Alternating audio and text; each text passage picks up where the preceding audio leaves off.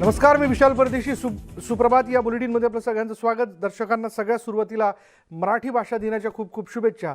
जाणून घेणार आहोत महत्त्वाच्या घडामोडी. सुरुवात करूयात युक्रेनच्या बातमीने. युक्रेनमधून आणखी काही भारतीय मायदेशी परतलेत.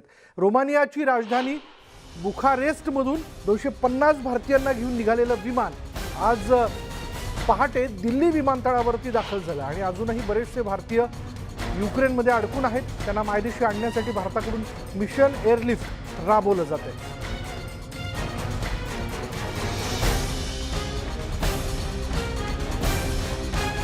आणि तीच ही दृश्य आहेत की साधारण 2:45 वाजता पहिलं विमान जे आहे ते नवी दिल्लीमध्ये दाखल झालं.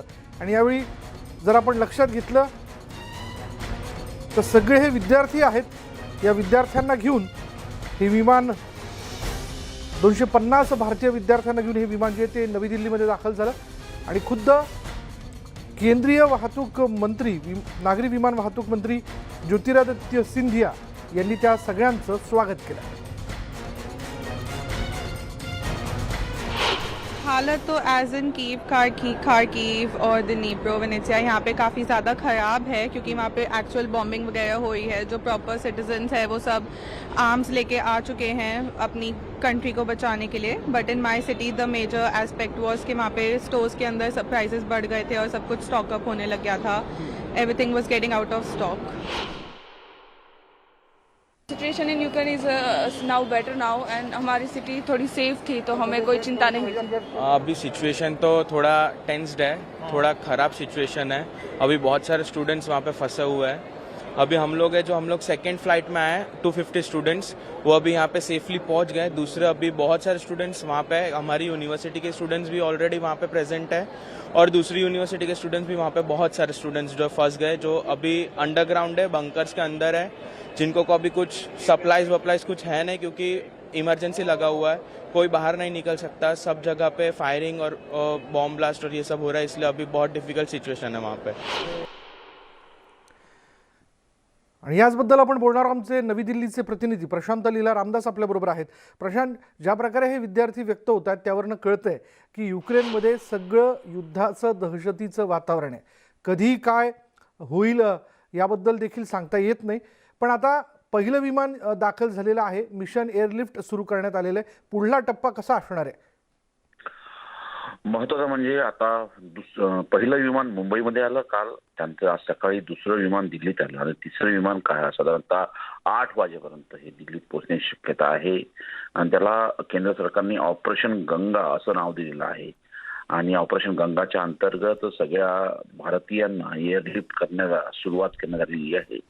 आतापर्यंत जर बघितलं तर हे दुसरं विमान आहे दिल्लीमध्ये सकाळी पोहोचलेलं, ज्यामध्ये 250 भारतीय नागरिकांसह विद्यार्थी होते. आणि याचा स्वागत, जसं उल्लेख केला विशाल आपण, की केंद्रीय हवाई वाहतूक मंत्री ज्योतिरादित्य सिंधिया यांनी केला. आणि ज्योतिरादित्य सिंधियांनी त्या विमानामध्ये जाऊन जेव्हा ते भारतात दिल्लीमध्ये इंदिरा गांधी आंतरराष्ट्रीय विमानतळावर ते उतरलं, त्यानंतर तिथे त्या विमानाच्या आतमध्ये जाऊन सर्व विद्यार्थ्यांना त्यांनी धैर्य दिलं आणि त्यांनी स्पष्ट केलं की भारताच्या प्रत्येक नागरिकाला आणि प्रत्येक विद्यार्थ्याला भारताच्या मायदेशी परत आणण्यात येईल. त्यासाठी केंद्र सरकारने सर्व ते पर्याय करायला सुरुवात केलेली आहे.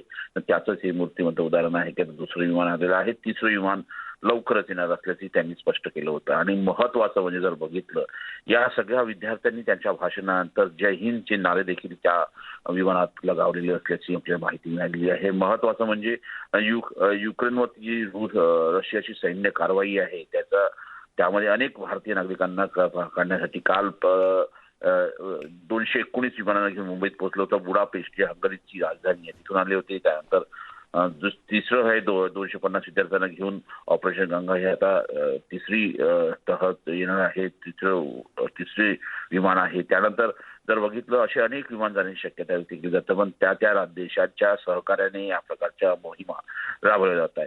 आणि या हे जर बघितलं असलं तरी युक्रेन आणि ज्या पद्धतीनं रशियामधला वॉर हा अजून कठीण होत आहे आणि ज्यामुळे आजूबाजूच्या देशांकडून भारत सरकार मदत घेत आहे. आणि खास करून जर बघितलं तर रोमानिया असो, युक्रेनची हंगेरी सीमा असो, या सगळ्या भागांमध्ये भारतीय अधिकारी देखील जाऊन तिथल्या नागरिकांना आणि भारतीय नागरिकांना ते एकत्र करून त्या सगळ्यांना कसं भारतात आणता येण्यासाठी विविध प्रकारच्या योजना देखील राबवत आहे. या संदर्भातल्या या संदर्भातली वृत्त देखील खास करून केंद्र सरकारच्या म्हणजे परराष्ट्र मंत्रालयाच्या वतीने जारी करण्यात येत आहे. पण या सगळ्या पार्श्वभूमीवर जर बघितलं तर धोका अजूनही कायम आहे. जोपर्यंत भारतातला प्रत्येक नागरिक भारतात येत नाही, मायदेशी परतत नाही, तोपर्यंत अजून धोका कायम असाच मानला लागेल. परिस्थिती अतिशय भयावह आणि बिकट होत चाललेली आहे. धन्यवाद प्रशांत या सगळ्या तपशिलाबद्दल. याचबद्दल पुन्हा एकदा आपण बघणार आहोत काही विद्यार्थी आणि त्याचबरोबर विमानाचे पायलट त्यांनी काय प्रतिक्रिया दिली आहे पाहूयात. जी हमसे कोई चार्ज नहीं लिया गया भाई कि I proud to be an Indian because हमारी बसेस के ऊपर इंडियन फ्लैग से, जिसकी वजह से हमें किसी भी ट्रैफिक में रुकना नहीं पड़ा. हमारी बसेस साइड से निकली है, रॉन्ग वे से या कहीं से भी, बट हमारी बसेस जल्द से जल्द हमें रोमेनिया के अंदर लेके आई और फिर रोमेनिया से हम यहाँ पर आए. यूक्रेन के तमाम पार्ट्स में हमले हो रहे थे, बट जैसे इंडियन एम्बेसी ने बताया था कि हमें वेस्ट की तरफ जाना चाहिए और मैं सबसे वेस्ट में था, चर्निवित्सी में, और मैं रोमेनिया बॉर्डर के पास ही था, तो वहाँ पे कोई इतना ज्यादा माहौल नहीं था. इवैक्यूएशन वैसे ही एक बहुत स्पेशल फ्लाइट रहता है for airline, for the country end all the included authorities. Specially आज के दिन जब 250 स्टूडेंट्स को इवैक्यूएट किया है तो वो थोड़ा और स्पेशल था हमारे लिए और थोड़ा और गर्व की बात है हमारे लिए, क्योंकि 20 से 25 साल के स्टूडेंट्स काफ़ी ज़्यादा घबराए हुए थे यूक्रेन में. लोकल अथॉरिटीज़ जो हमारी एमईए की थी यूक्रेन और रोमेनिया में, उन्होंने उनको बुकारेस्ट में सेफली पहुंचाया और उसके बाद उनको हमने वहां से एयरलिफ्ट किया. तो हमारे लिए डेफिनेटली काफ़ी स्पेशल था. रोमेनिया हमारे रूट नेटवर्क का पार्ट नहीं है. बुकारेस्ट अभी हम कोई रेगुलर फ्लाइट ऑपरेट नहीं करते, बट किसी भी नए एयरफील्ड पे जाने से पहले हमारे अपने एयरलाइन के प्रोसीजर्स हैं जिसमें हम लोग रूट की तैयारी, एयरफील्ड की तैयारी पहले करके जाते हैं. वो इन्फॉर्मेशन एयरलाइन के ऑपरेशंस डिपार्टमेंट में प्रिपेयर होकर हमें हैंड ओवर की जाती है. उसके बाद उसको इवैल्यूएट करके ही हम लोग फ्लाइट ऑपरेट करते हैं. तो डेफिनेटली नया एक्सपीरियंस है, बट सेफ ऑपरेशन है. युक्रेन आणि रशिया युद्धात युक्रेनमध्ये अडकलेले शेकडो भारतीय मायदेशी परतलेले आहेत. युद्धभूमीत अडकलेल्या भारतीयांच्या सुटकेसाठी केंद्र सरकारनं ऑपरेशन गंगा ही मोहीम राबवली आणि या माध्यमातून शेकडो भारतीयांना मायदेशी परत आणलं जात आहे. मुंबईत 219 भारतीयांना घेऊन पहिलं विमान मुंबईत दाखल झालं. मुंबईत दाखल झालेले जे भारतीय त्यांचं स्वागत करण्यात आलं आहे. केंद्रीय मंत्री पियुष गोयल हे यावेळी मुंबई विमानतळावर उपस्थित होते. त्यांनी मायदेशी परतलेल्या भारतीयांचं स्वागत केलं.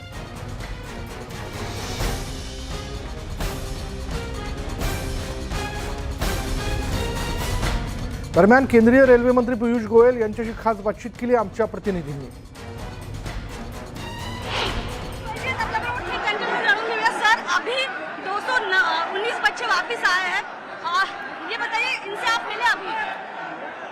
ये सभी बच्चे बहुत उत्साहित थे, बहुत प्रसन्न थे कि भारत पे पहुंचे और सभी ने हमारे जो व्यवस्थाएं एम्बेसी के ऑफिशियल्स ने की, जो कंट्रोल रूम के माध्यम से हुई, जिस प्रकार से उन सबकी देखरेख की गई एम्बेसी के ऑफिशियल्स द्वारा, एयर इंडिया द्वारा, आज एयरपोर्ट में अधिकारियों ने, इमिग्रेशन ऑफिसर, सिक्योरिटी ने, मैं समझता हूं सभी का संयुक्त प्रयास रहा कि बच्चे सुरक्षित लौटे और अपने अपने घर जाए. ये जानकारी आपको विदेश मंत्रालय से मिली. कल दिल्ली पहुंचेगी अगली फ्लाइट भारत से निकल चुकी थी, वहां से कल दिल्ली पहुंचे.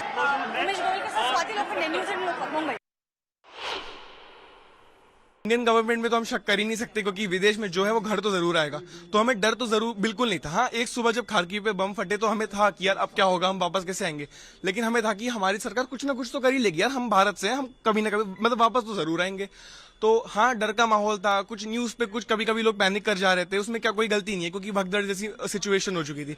लेकिन सब बहुत अच्छा था. बहुत रिलैक्स दिख रहे थे. फीलिंग है कि सर हमारे लिए टाइम दे रहे हैं और हमको रेस्क्यू कराने के लिए इतना बड़ा स्टेप लिया सर ने.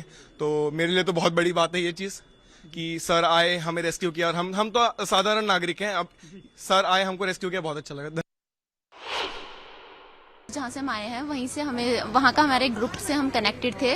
सो उन्होंने हमें पल मीन्स एवरी टाइम सिचुएशन से वाकिफ रखा था। सो इंडियन एम्बेसी के द्वारा भी हमारा जो भी उनका नोटिस आता था वो हम पे डायरेक्ट पहुंचता था। ज़्यादा लाइक इवन हम लोग को हॉस्टल्स के लिए ये बोला गया कि हम लोग को हॉस्टल्स पूरे रूम खाली करने हैं। तो मेरे सारे रूममेट्स इंडिया आ चुके थे, सो मुझे सारा लगेज उनका पैक करके नीचे स्टोर रूम में सेव करना था। बिकॉज जो रेफ्यूजीज आते पूरे कैपिटल वगैरह से, वो लोग हमारे हॉस्टल में रुकते, तो लाइक वो हमारे लिए बहुत ही हेक्टिक था। तो जूनियर्स वगैरह जितने भी थे, सीनियर्स, सब ने काफ़ी हेल्प आउट करके लाइक हम लोगों को किया। और लाइक फिर इंडियन एम्बेसी ने भी बहुत कुछ हेल्प किया हम लोगों को। और फिर हम लोग एयरपोर्ट पे जब आए यहाँ पे बॉर्डर के पास में रोमानिया के, तो वहाँ पे 6 and 7 आवर्स हम लोग को लगे प्रोसेस में, पासपोर्ट पे जो स्टैंप वगैरह लगना था हमें क्रॉस करने के लिए border. But after arriving it वाज लाइक सब कुछ बहुत ही क्लियर था। गवर्नमेंट हमारे लिए बहुत ज़्यादा अच्छे से उन्होंने हमें वेलकम किया, बहुत अच्छा लगा। यूक्रेनियन गवर्नमेंट ने भी बहुत सपोर्ट किया, इंडियन गवर्नमेंट तो है ही फिर सपोर्ट के लिए। सो सब जल्दी जल्दी जैसे भी हुआ हो गया, बट वही है ना, जान बच गई तो एवरीथिंग दैट एंड्स वेल, तो इज गुड। कई कंट्रीज के लोग वहाँ एक्टिव हैं, आपके दोस्त भी होंगे कुछ हो जाने वाले, लेकिन क्या इंडिया ने बेहतर तरीके से चीज़ों को मैनेज किया अपने लोगों को ला पाने में, या बाकी कंट्रीज भी इसी तरीके से कर रही हैं? एग्जैक्टली, मेरे बहुत सारे फ्रेंड्स हैं जो कि और कंट्रीज से, but I think India was the quickest to arrange all the definite things to bring us back. दरम्यान प्रथमेश अग्रवाल हा विद्यार्थी देखील युक्रेनमधून परतलाय। प्रथमेश मायदेशी परतल्यानंतर त्याच्या आईला अश्रू अनावर झाले, साहजिक आहे। त्यांच्याशी बातचीत केली आहे आमच्या प्रतिनिधी स्वाती लोखंडे यांनी। युद्धाच्या सावठाखाली अडकलेला आपलं मूल जेव्हा परत येतं ना, तेव्हा हे असं दिसतं। भावूक झालेली आई, आपला मुलगा परत आला या विचारानेच तिला सुख आहे। म्हणजे खरं तर याला टेन्शन आहे की आता 3च वर्ष झाले, आणखी 3 वर्ष बाकी आहेत, पण त्याच्या आईसाठी फक्त आणि फक्त आपला मुलगा महत्वाचा आहे, साहजिकच आहे। तुझं नाव काय? प्रथमेश अग्रवाल। प्रथमेश, सबसे बेस्ट क्या है, मम्मी के साथ अभी रुकना या वो क्या बेस्ट है अभी? वही मम्मी के साथ अभी हूँ, और क्या चाहिए अभी। मतलब वहाँ जैसे अटका था, लाइक मैं एक्सपेक्ट ही कर रहा था, एंड मेरी फ्लाइट कैंसिल हो गई। अचानक से 24 तारीख को पता चला कि सुबह सुबह उठा एंड पता चला कि यूक्रेन पे अटैक हो गया। मेरी 25 की फ्लाइट थी एक्चुअली ऑलरेडी, एंड वो कैंसिल हो गया, and we were just worried कि अभी कैसे जाएंगे कैसे नहीं जाएंगे। But I would like to thank to Indian embassy because they just did so fast, literally in a second they did, and I didn't expected this shortly. हाँ, इतना जल्दी होगा सब कुछ कि हम लोगों की फ्लाइट आ गई। बहुत धन्यवाद। लेकिन बाकी बच्चों को जल्दी बचाइए। बाकी बच्चे लोग बहुत हालत खराब, बैंकर्स में जो बच्चे, इसकी यूनिवर्सिटी के बच्चे में बंकर्स में अटके हुए बच्चे, उन लोगों को एयरप्लेन मोड वगैरह पे रखने को बोल रहे हैं, फोन वगैरह, उनका खाने पीने का भी स्थिति खराब थी। अपने दोस्तों से बात हुई वहाँ पर अभी आपकी? हाँ, मेरी एक फ्रेंड से उधर बात हो रही थी। तो वही कि उन्हें फिर मतलब उधर अटक के बैठे हैं, वो लोगों को आवाज वगैरह आती रहती है बॉम्बिंग्स वगैरह की। अच्छा। हाँ, तो वो लोग डरे हुए हैं। हॉस्टल में अभी भी मेस में खाना मिल रहा है थोड़ा थोड़ा, जितना हो सकता है उनको, और ज्यादा मेरी भी बात नहीं हो रही क्योंकि उन्हें एयरप्लेन मोड पे रखने को बोला फोन। अच्छा, अब ये बताइए कि अभी आप आ गए, मतलब मम्मी भी और पेरेंट्स भी खुश है, पर आगे की चिंता सता रही है? आगे की चिंता सताएगी मुझे, क्योंकि फिर हमारा ऑनलाइन रहेगा, तो फिर ऑनलाइन स्टडीज वगैरह करेगा, तो मुझे सच में नहीं मालूम क्या होगा। ऑनलाइन में डॉक्टर कैसे बनेगा हमें नहीं मालूम, अब तक प्रैक्टिकल नहीं कुछ नहीं, तो कैसे बनेंगे। बट आई होप कुछ हो जाए मेरा कल, या फिर यूनिवर्सिटी हमें चेंज करनी पड़ेगी।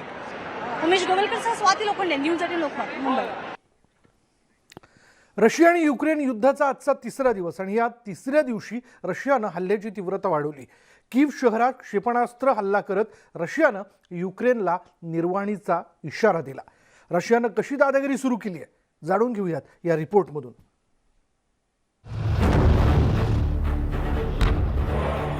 रशिया आणि युक्रेनमधल्या युद्धानं रौद्र रूप धारण केलंय। रशियन सैन्य आगेकूच करत असून युक्रेनची राजधानी कीवच्या उपनगरांवर क्षेपणास्त्राचे हल्ले सुरू आहेत आणि यामुळे अक्षरशः नरसंहार सुरू आहे।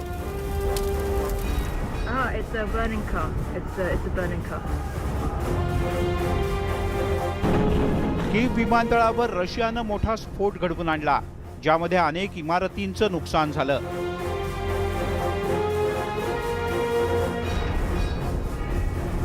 कीवच्या वायव्येला असलेल्या मोक्याच्या विमानतळाच्या भागात केलेल्या हल्ल्यात रशियानं अनेक क्षेपणास्त्र डागली।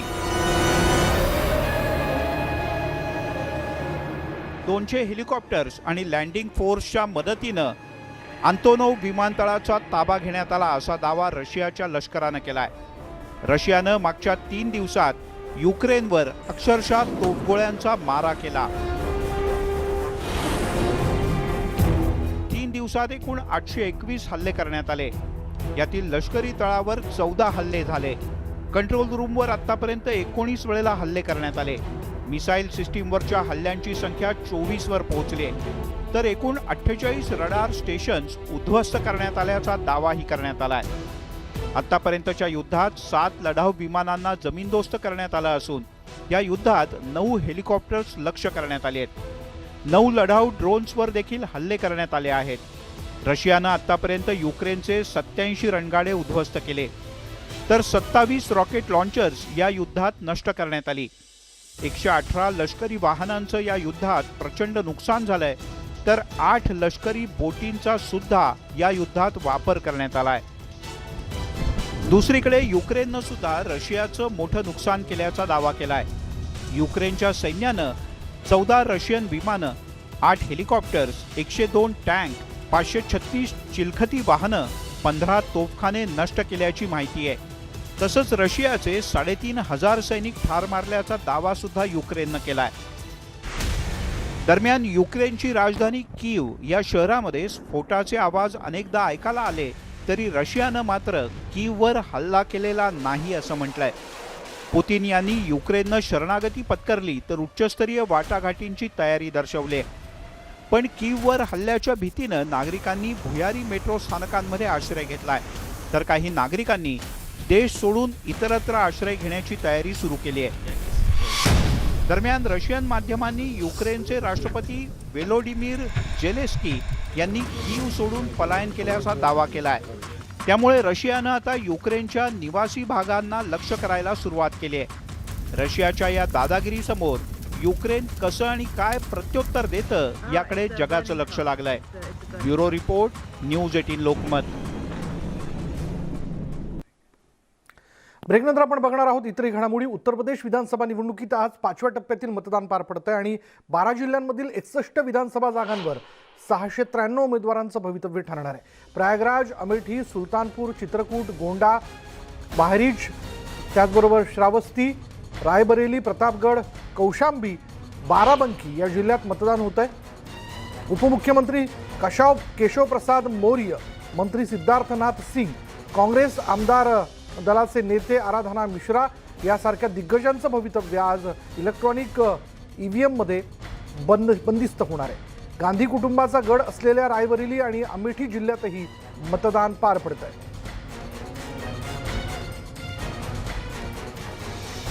यानंतर या बुलेटिनमध्ये इथेच थांबणार आहोत. पहा फक्त न्यूज 18 लोकमत.